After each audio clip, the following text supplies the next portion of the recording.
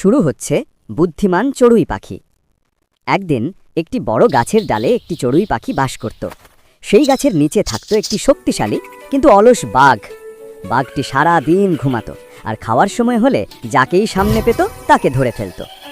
একদিন বাঘটি চড়ুই পাখিটিকে বলল, শোন চড়ুই, আমি তো খুব ক্ষুধার্ত, তুমি যদি একটু খাবারের খবর দিতে পারো তবে আমি তোমাকে কখনো খেতে যাব না।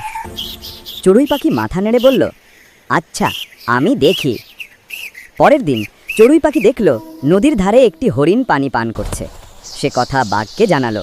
বাঘ খুব খুশি হয়ে ছুটে গেল হরিণ ধরতে। ব্যস্ত মনে সে নদীর কাদায় পা পিছলে পড়ে গেল। চড়ুই দূর থেকে সব দেখছিল। বাঘ উঠতে গিয়ে ততক্ষণে হরিণ পালিয়ে গেছে। বাঘ রেগে গিয়ে বলল, তুমি কেন আমাকে এমন জায়গায় পাঠালে?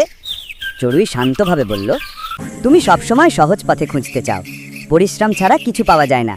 তুমি যদি শিকার করতে জানতে তাহলে আমাকে বলতে হতো না।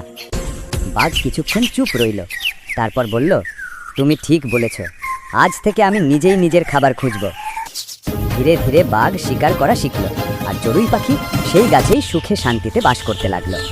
তো বন্ধুরা, গল্পটা কেমন লাগলো? গল্পটা যদি ভালো লেগে থাকে তাহলে একটা লাইক দিয়ে দিও আর চ্যানেলটা সাবস্ক্রাইব করে নিও।